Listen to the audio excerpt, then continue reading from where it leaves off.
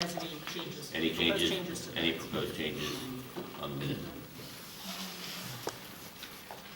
Okay. Marcus, we'll do one vote. This should be, oh no, I'm sorry, at the end. One vote. Go ahead. Thank you. Good morning, everyone. I'll just provide a brief summary of the year-to-date numbers through February. If you have any questions regarding the financial reports, if you would please direct them to Terry and or Steve at the appropriate time, and I'll be happy to assist them in answering their inquiries. If we take a look at the balance sheet, it has cash on hand of approximately $754,000.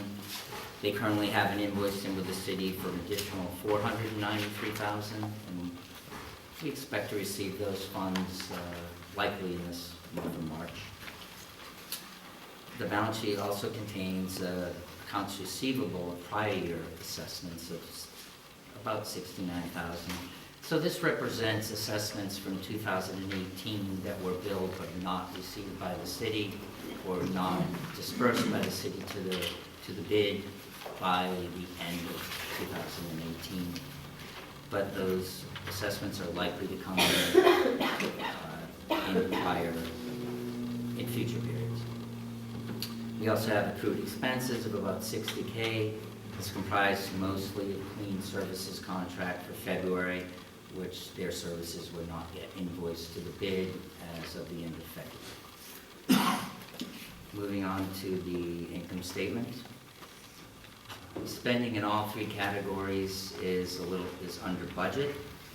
Some of the main reasons for that are no use of reserve funds that were budgeted for in 2019, and also there have been no salaries expense due to a vacant position at the bid. As far as reserves, I'll just make a note about this. We budgeted for reserves for several reasons. One is for unexpected expenses that may arise throughout the year, also special projects that the bid may choose to take on during 2019, and also to fund increases in services as is needed throughout the year.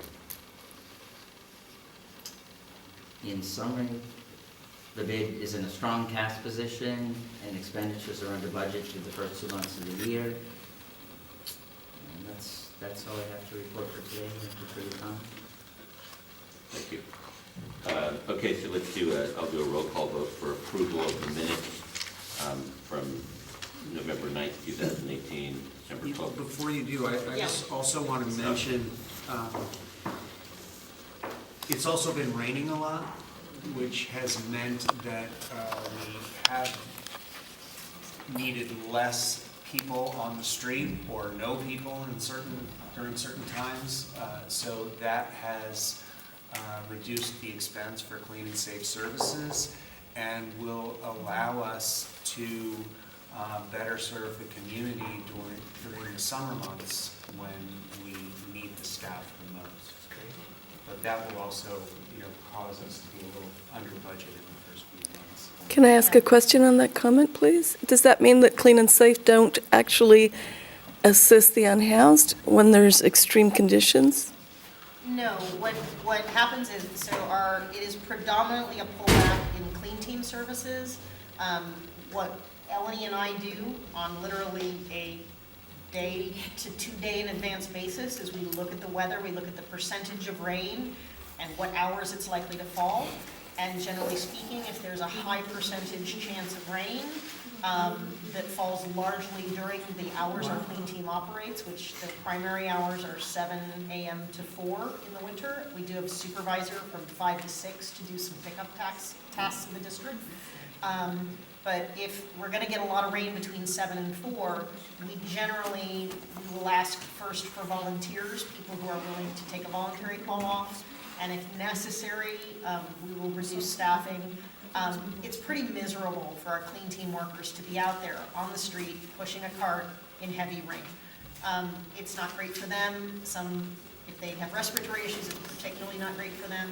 So primarily what we do is we look at curtailing shifts on the clean team when we have heavy rain during the business day. those savings, we then, if we had several times this year where we have multiple straight days of rain, what we'll do is we'll add some extra shifts on the first day or two that it clears up again, so that we're able to pick up any extra trash that has accumulated. What I think we found this winter is that also when it rains, people aren't as much on the street, and there's not as much trash generated. So you don't tend to have a lot of visitor trash. Even local residents tend not to walk as much. And then even amongst the unhoused, they tend to shelter in place and are generally generating less trash as well.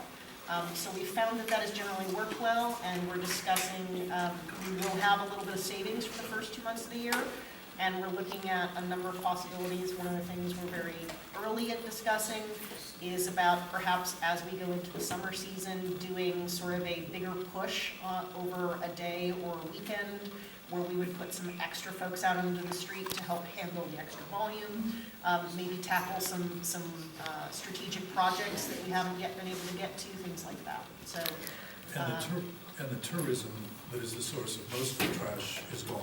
right. My question was, it's a safe and clean team, and safety. Still operates. Safety should include the safety of unhoused people in extreme conditions, I would assume. I would Our safety team hope. operates 365. So I'm asking, were they kept back, or are they out there helping direct people to resources?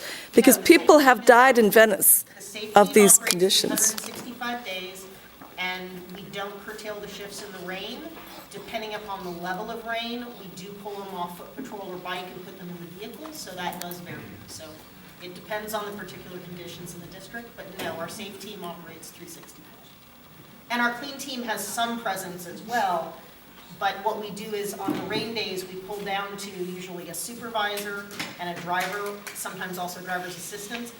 2 to 3 people who could be out in the vehicle tackling specific projects, who aren't out walking. Our sweepers are out walking with carts in the rain and have to take cover in doorways and things like that, which is not fun for anyone to do. So we pull the sweeper shifts. We keep the supervisor, the driver, and sometimes the driver's assistant to tackle specific projects, go out and deal with bulky items, respond to calls that we get during the day, but our call volume tends to go down in the rain as well. Safe team operates typically, but yes, you might see fewer foot or bike patrols if it's heavy rain. They'll be in the vehicle. I'm only I was asking, saying, I was speaking to that. I don't know if you came in a little late. No, I've been but here the whole she- time. She definitely stated that they were helping people get to shelter and helping people know about shelter and helping people learn about where buses could pick them up, and that not everyone was receptive, but, and I don't know if you want to say more about that, Azucena, but Azucena definitely spoke to the fact that we were out helping, they were out helping, assisting unhoused people with Medical better assistance in shelter. particular, we do a lot.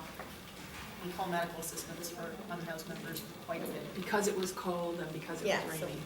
So in Maybe you essence, missed no that hours part. were ever cut during the rain. great. We did increase our foot patrol, and, I mean, if it was sprinkling, they can go out on bikes. It's when it's pouring that obviously it's dangerous and we don't, but foot patrol was increased and vehicle patrol stayed the same. So there was no cut at all. Okay, good, thank you. Thank you. I apologize for the confusion there. Okay, so I'm going to call the roll for approval of the minutes, item 5A, and adopting the financial reports, item 5B. Jack? Yes, of Okay, course. Steve? Do we make, yes, but do we have to make a motion and second it, or? we Yes. just call I it? motion we approve. Well, Right.